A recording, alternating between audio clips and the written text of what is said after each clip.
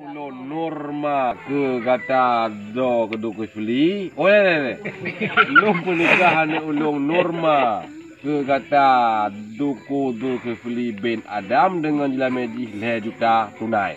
Ulun terima anak ayah ke ulun jila meji 2 juta Ada ambil juta nama ni. Menyamu lah banyak. Ulun terima Ada kilo le sambung yang menikah.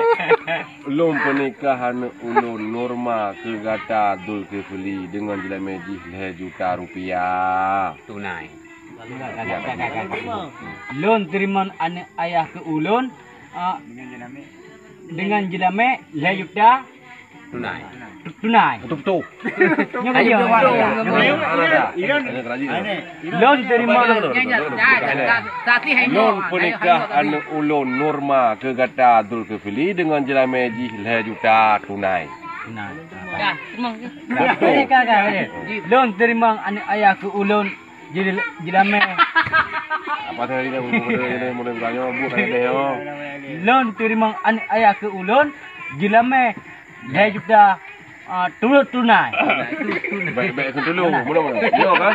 Ku ulun. Nyo pun sambung ini, Bang. Sambung, baik ni putus bahawa ni bang. Lon pernikahan ulun norma ke kata Dul Kifli dengan jila meji 2 juta tunai. Sambung you. Ulun.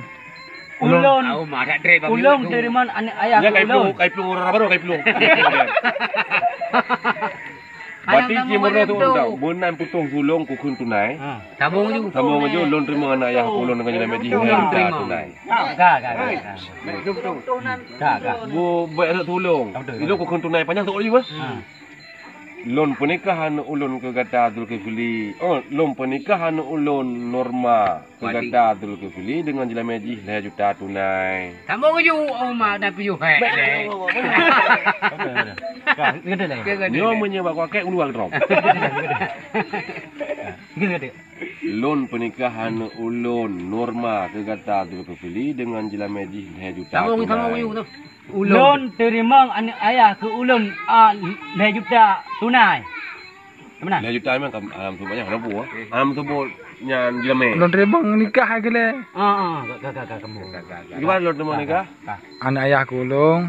Pernah lon terima nikah anak ayah ulun dengan jila meji 2 juta tunai. Apa? Ulun terima Kukilo ini. Mana? Banyak dia lagi dia untuk rekaman dia. Oh, lu honan deh.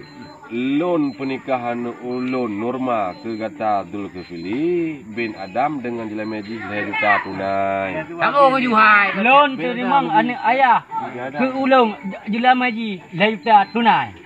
Gimana Lon terima nikah anak ayah kulung.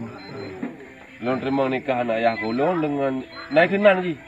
Mana? Tuan wali. Lon terima nikah anak ayah ulun dengan jila meji 2 juta tunai. Ulun terima anak ayah ke ulun jila meji. Oh nikah.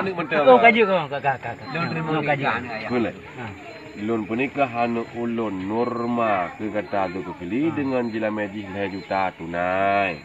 Long terima anak ayah nikah ke ulun. Oh, apa ya?